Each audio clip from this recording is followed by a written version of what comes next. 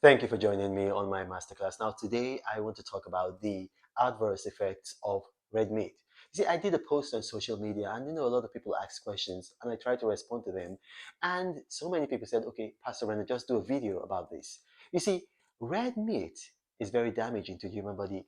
As a matter of fact, 1 serving of red meat per day increases your risk factor for heart disease. That's cardiovascular disease, like heart attack by 22%. That's 1 serving per day. If you have more than 1 serving per day, then the risk goes higher. So just think about that.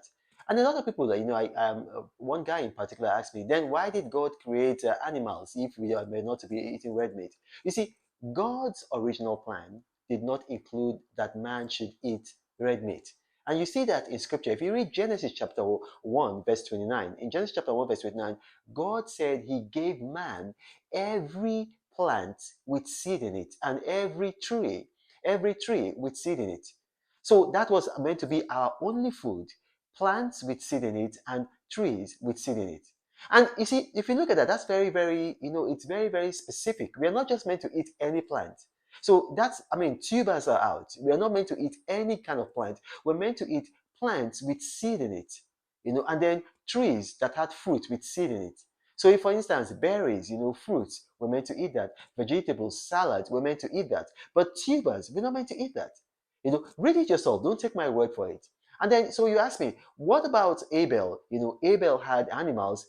You see, if you read scripture, Abel used those animals for sacrifice. There was not one instance of man eating animals until Genesis chapter 9, verse 3. Now, what happened in Genesis chapter 9, verse 3? If you read Genesis chapter 6, you see that we had the flood, the great flood with Noah. Noah was preparing for the ark, and then there was a flood.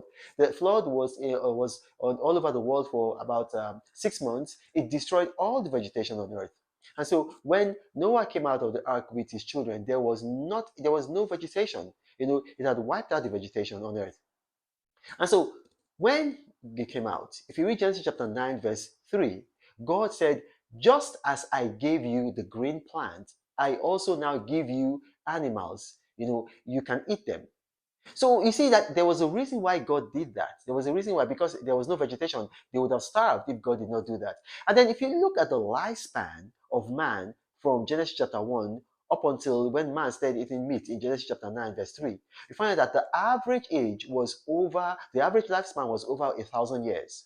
If you look at that, Methuselah, Lamech, or if you read about all those guys, Seth, if you read, they all lived over almost 1,000 years. Methuselah lived, I think, over 1,000 years. It was after man started eating red meat that the lifespan just drastically reduced. Read it yourself, just check it. The lifespan reduced from about over 1,000 years. In one generation, it drastically reduced to about 150 years, and then gradually until we got to where we are today.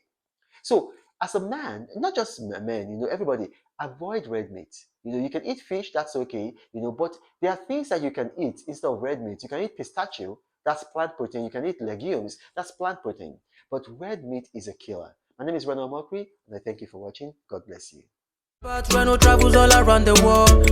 I hope you get inspired about what you see. Apostle of greatness, René is a master. Only one man against the whole world in large. Fighting with the monsters, poverty I can't stand. That's why René is